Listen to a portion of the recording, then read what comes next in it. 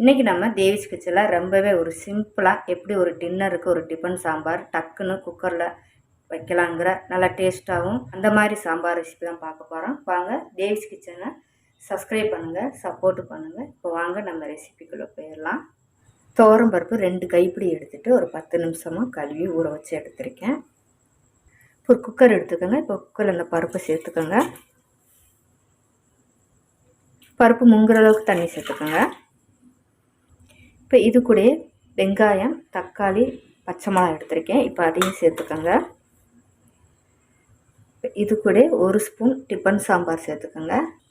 1/4 teaspoon மஞ்சள் தூள், கொஞ்சம் பெருங்காயத்தூள். இதை இப்போ கலந்து விட்டுக்கோங்க.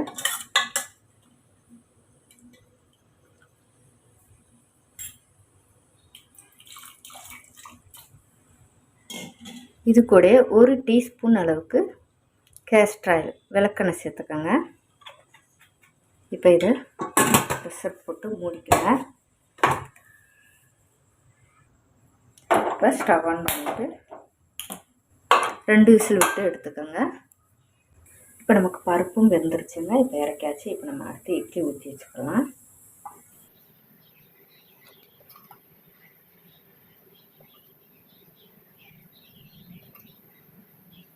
இப்போ இட்லியும் ஊற்றி எடுத்தாச்சுங்க. தண்ணியும் சூடாயிருச்சு. இப்போ நம்ம உள்ளே வச்சுக்கலாம். இப்போ அடுத்த தட்டியும் நம்ம வச்சுக்கலாம்.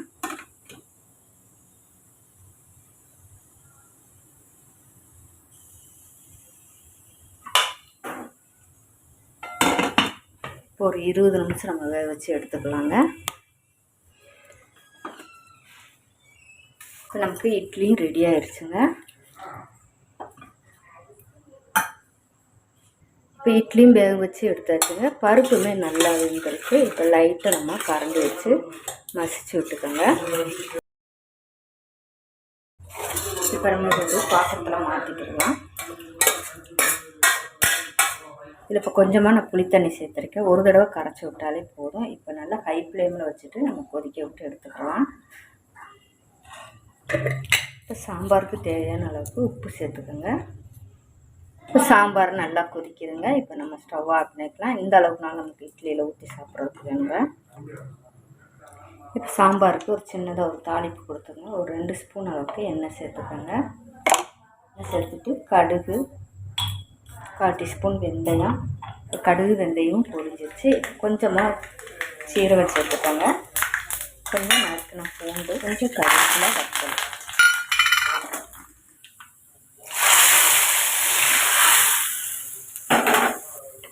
அவ்வளோதாங்க. அருமையான டக்குன்னு ராத்திரி ஒரு டின்னருக்கு ஒரு சாம்பார் ரெடி பண்ணலாம். இந்த சாம்பாரை ட்ரை பண்ணலாங்க. ரொம்பவே டேஸ்ட்டாக அருமையாக இருக்கும்.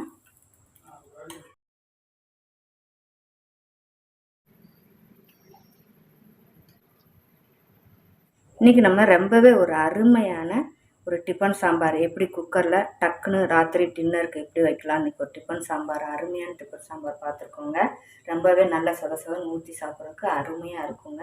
இது கூட உங்களுக்கு விருப்பப்பட்டால் ஒரு கட்டியாக தேங்காய் சட்னி வச்சுக்கோங்க. விருப்பப்பட்டால் ரொம்பவே யூஸ்ஃபுல்லாக இருக்கும்னு நினைக்கிறேங்க. ரெசிபிலாம் போய் பாருங்கள். பிடிச்சிருந்தா ஃபுல்லாக இருக்குங்க. தேவிஸ் கிச்சனை சப்ஸ்கிரைப் பண்ணுங்கள், சப்போர்ட்